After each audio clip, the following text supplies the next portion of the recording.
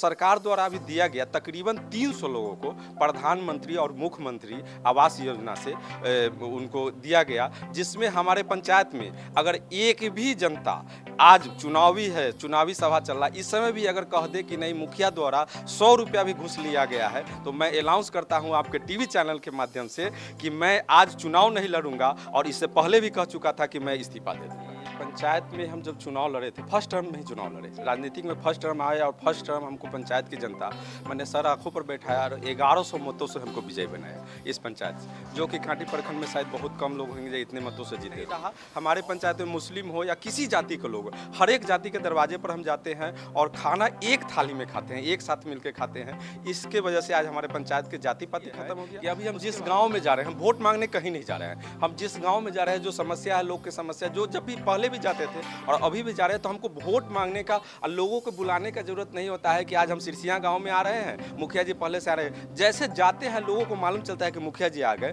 200-400 लोग एकदम ऑटोमेटिक हमारे पास आ जाते हैं और लोग। नमस्कार, मैं हूं आयुष और आप देख रहे हैं फर्स्ट बिहार झारखंड। बारी है गांव की सरकार बनाने की। जी हां, बिहार में पंचायत चुनाव हो रहा है और फर्स्ट बिहार की पूरी टीम अपनी चुनावी सफर पर निकली है। ऐसे में अभी हम मुजफ्फरपुर जिले के मानिकपुर नौरतन पंचायत में हैं और वहां के वर्तमान मुखिया हमारे साथ जुड़े हैं, नवीन कुमार उर्फ शशि ठाकुर जी। चल के इनसे जानते हैं कि आखिर पिछले 5 सालों में इन्होंने कितना विकास किया है अपने क्षेत्र में, और फिर से एक बार चुनावी मैदान में हैं तो जनता से कितनी उम्मीदें हैं, ये चल के नवीन जी से जानते हैं। हमारे साथ जुड़ने के लिए बहुत बहुत शुक्रिया आपका। बहुत बहुत धन्यवाद, आपको भी आने के लिए हमारे यहाँ बहुत बहुत धन्यवाद। नवीन जी, आप पहली मर्तबा 5 साल पहले चुनाव जीते थे, आपने क्षेत्र में कितना काम किया है, पहले आप अपनी जुबानी बता दें, क्योंकि हमारी जो दर्शक हैं वो तो आपके क्षेत्र का विकास देखे हैं, लेकिन आपने क्या काम किया है पहले ये बताएं। जी, काम से पहले हम बताना चाहेंगे कि पंचायत में हम जब चुनाव लड़े थे, फर्स्ट टर्म में ही चुनाव लड़े, राजनीतिक में फर्स्ट टर्म आया और फर्स्ट टर्म हमको पंचायत की जनता मैंने सर आंखों पर बैठाया और 1100 मतों से हमको विजय बनाया इस पंचायत से, जो कि कांटी प्रखंड में शायद बहुत कम लोग होंगे इतने मतों से जीते होंगे। और इसके लिए हम तहे दिल से धन्यवाद देना चाहते हैं मानिकपुर नौतन पंचायत की जनता के। उसके बाद सबसे पहले हमारा काम किया गया कि पंचायत में विगत जो सरकार चल रही थी, उससे पहले पंचायत सरकार, उसमें था कि यहाँ के लोग जो थे, प्रतिनिधि जो भी थे, उनमें जाति पाति बहुत कर रहे थे, जाति पाति भेदभाव था। मतलब वो मुस्लिम है तो मुस्लिम से ही मतलब है, अगर ये माने अगर किसी जाति के लोग हैं तो सिर्फ जाति से ही मतलब रहता था।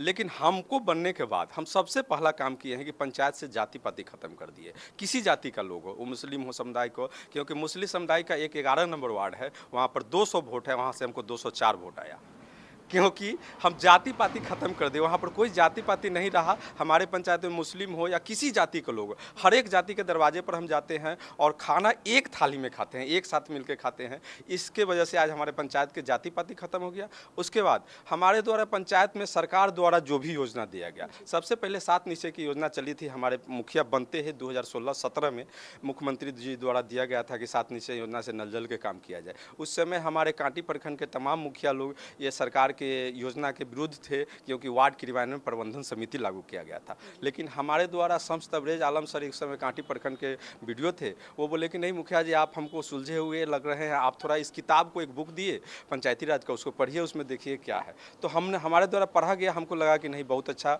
विकास का काम है, इसमें किया जा सकता है। तो 21 प्रखंड में सबसे पहला हमारे पंचायत है जहाँ पर 7 निश्चय से नल जल का काम शुरू किया गया, और अभी हमारे पंचायत में बहुत अच्छे ढंग से सब जगह नल जल चल रहा है। क्योंकि थोड़ा बहुत अगर लीकेज है, कहीं टूटा फूटा है, तो घर में भी अगर कोई नल का काम करते हैं तो वहाँ भी प्रॉब्लम आती है, क्योंकि 500-500 1-1 हज़ार के एक नल लोग घर में लगाते हैं, लेकिन उसमें प्रॉब्लम आ जाती है। तो वो तो पंचायत की काम है और 11,000 जनता के बीच में काम किया गया है, तो थोड़ा बहुत दिक्कत हो सकता है। चलिए नवीन जी, आपने 7 निश्चय के बारे में कहा, लेकिन इसके अलावा और भी योजनाएं हैं जो ग्रामीण लोगों के लिए बनाई जाती है, जैसे इंदिरा आवास योजना हो गया, वृद्धा पेंशन हो गया। ऐसे में पिछले 5 सालों में आपने कितना इंदिरा आवास योजना और और ऐसी योजनाएं कितना आपने जनता तक पहुंचाया, कुछ आंकड़ा हो तो बताएं। जी जी जी, जरूर बताएंगे। देखिए, इंदिरा आवास की जो योजना थी, सरकार के पहले जो योजना थी सरकार की, जो पंचायत द्वारा स्वीकृत करके जाता था ब्लॉक लेवल पर और जिला लेवल पर, तब वहाँ से स्वीकृत होकर आता है। लेकिन अब सरकार की योजना जो है बदल चुकी है। अब हम लोग ग्राम सभा से सिर्फ पारित करते हैं कि हमारे पंचायत में इतना लोग लाभुक है, इंदिरा आवास और प्रधानमंत्री आवास से वंचित है, और उसको हम लोग भेजते हैं। उसके बाद सरकार द्वारा वहाँ से सूची आता है कि इसमें से 50 आदमी को ही अभी मिलेगा। अच्छा, उसके बाद हम लोग देते हैं। तो जो सरकार द्वारा अभी दिया गया तकरीबन 300 लोगों को प्रधानमंत्री और मुख्यमंत्री आवास योजना से उनको दिया गया, जिसमें हमारे पंचायत में अगर एक भी जनता, आज चुनावी है, चुनावी सभा चल रहा है, इस समय भी अगर कह दे कि नहीं मुखिया द्वारा 100 रुपया भी घूस लिया गया है, तो मैं अनाउंस करता हूं आपके टीवी चैनल के माध्यम से कि मैं आज चुनाव नहीं लड़ूंगा, और इससे पहले भी कह चुका था कि मैं इस्तीफा दे दूंगा। जी नवीन जी, आप बड़ी बेबाकी से मेरी प्रश्नों के जवाब तो दे रहे हैं, लेकिन ऐसे में आपने कहा कि पूरे पंचायत में आप कभी भी घूस जैसा चीज़ नहीं किए हैं, जो कि दूसरे गांवों में पंचायत में देखने को मिलता है, भ्रष्टाचार जिसकी वजह से लोग त्राहिमाम होते हैं, परेशान होते हैं। ऐसे में नवीन जी, आप लगातार अभी क्षेत्र में हैं, लोगों के बीच में हैं, अपने लोगों के बीच में, क्या लगता है जनता से कितना प्यार मिलेगा इस बार भी? भर भर के उतना ही प्यार मिलने जी की जी, उम्मीद है? बहुत बहुत उम्मीद है। उम्मीद इसलिए है कि अभी हम जिस गांव में जा रहे हैं, हम वोट मांगने कहीं नहीं जा रहे हैं। हम जिस गांव में जा रहे हैं, जो समस्या है, लोग की समस्या, जो जब भी पहले भी जाते थे और अभी भी जा रहे हैं, तो हमको वोट मांगने का और लोगों को बुलाने का जरूरत नहीं होता है कि आज हम सिरसिया गांव में आ रहे हैं, मुखिया जी पहले से आ रहे हैं। जैसे जाते हैं लोगों को मालूम चलता है कि मुखिया जी आ गए, 200-400 लोग एकदम ऑटोमेटिक हमारे पास आ जाते हैं, और लोग जाते ही यह कहते हैं कि आपको वोट मांगने की जरूरत नहीं, आप आए, नहीं आए आपको हम लोग देंगे, क्योंकि आप जो किए हैं कोई नहीं किया। क्योंकि हमारे पंचायत में किसी का बेटी का शादी हो, किसी गरीब का कोई बीमार हो जाए, किसी प्रकार का कोई दिक्कत परेशानी होता था, उसमें हम बढ़ चढ़ के मदद करते थे। आज कोरोना काल में आज जो भी प्रत्याशी हमारे पंचायत में घूम रहे हैं, हम ये नहीं कह रहे हैं कि खराब है, घूम रहे हैं क्यों, वोट क्यों नहीं मांग रहे हैं, हम ये कह रहे हैं कि उनको चुनाव लड़ना है, वो मुखिया का चुनाव हो, वार्ड का चुनाव हो, विधायक का किसी चीज़ का चुनाव हो, तो उसकी तैयारी पहले से करें। और तैयारी करने के लिए समाज के जो भी गरीब लोग हैं उनके सुख दुख में जाए। और कोरोना ऐसा महामारी बीत गया, उस समय उनको जाना चाहिए उनके समय, और उनके पास में जाना चाहिए, उनका दुख समझना चाहिए। कोरोना एक ऐसा महामारी था कि करोड़ों जो कमाने वाले लोग थे वो रोड पर आ गए, उनका स्थिति खराब हो गया। इस पंचायत में कोरोना काल में हम 500 परिवार को अपने तरफ से राशन दे के खाना खिलाने का काम किए हैं, जो अपने दरवाजे पर बुला के सभी लोगों को, किसी को 20 केजी, किसी को 30 केजी, जो भी संभव होगा चावल गेहूं दे के सभी लोगों को किए हैं, जिसका प्रमाण भी हम दे सकते हैं। हमारे फेसबुक आईडी से देख सकते हैं, हमारे ईमेल आईडी से देख सकते हैं, हमारे मेल पर है, सब जगह हमको मिलेगा आपको, और हमारे फोटो भी है, सब कुछ है, चाहे हमारे पंचायत की जनता से पूछ सकते हैं। अच्छा, मैं हमेशा कहती हूँ काम बोलता है। अगर आपने काम किया है तो आपको अपने काम के लिए खुद नहीं, जनता आपको बताएगी आपने कितना काम किया। और नवीन जी ने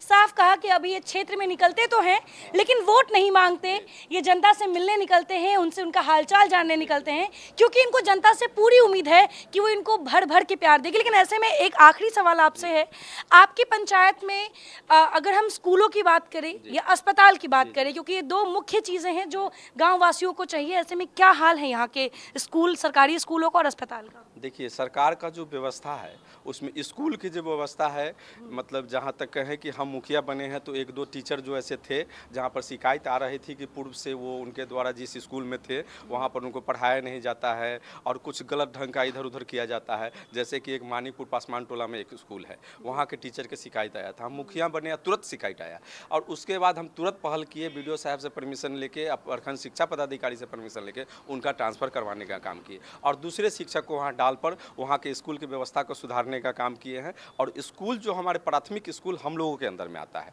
जो 1 to 5 तक का स्कूल है, जो पंचायत के मुखिया के अंदर में आता है, उनका देख रेख, उनके टीचर का जो ट्रांसफ़र पोस्टिंग जो भी है हम लोग के अंदर में आता है। तो उसमें हम कोशिश किए हैं कि व्यवस्था ये रहा कि स्कूल सुधरा, और हमको लगता है कि 90% स्कूल की व्यवस्था सुधरी है। और आगे मौका अगर जनता हमको देती है तो 10% जो व्यवस्था बची हुई है, जैसे स्कूल की बाउंड्री वाल हो गई, स्कूल में लैब हो गया, इस सब की व्यवस्था में अभी कमी है, तो सरकार इसके लिए कोई फंडिंग नहीं दिया। लेकिन आगे चल के इसके लिए हम सांसद से हो, विधायक जी से हो, रिक्वेस्ट करके इस व्यवस्था को सुधारने का काम हम करेंगे। हमारे साथ जुड़ने के लिए बहुत बहुत शुक्रिया नवीन जी आपका। तो ये थे हमारे साथ नवीन कुमार, जो कि इस पंचायत के वर्तमान के मुखिया हैं, इनका साफ कहना है कि इन्होंने 5 सालों में काम किया है, इन्हें वोट मांगने की ज़रूरत नहीं है, इन्हें खुद वोट मिलेगा, इन्हें जनता का प्यार मिलेगा। और ऐसे में अभी ये क्षेत्र में निकल तो रहे हैं, लेकिन देखना ये होगा कि आखिर इस पंचायत का भविष्य जनता जब तय करेगी तो किसे यहाँ के सिंहासन का राज देगी, ये देखने वाली बात होगी। फिलहाल बने रहे फर्स्ट बिहार झारखंड के साथ। धन्यवाद।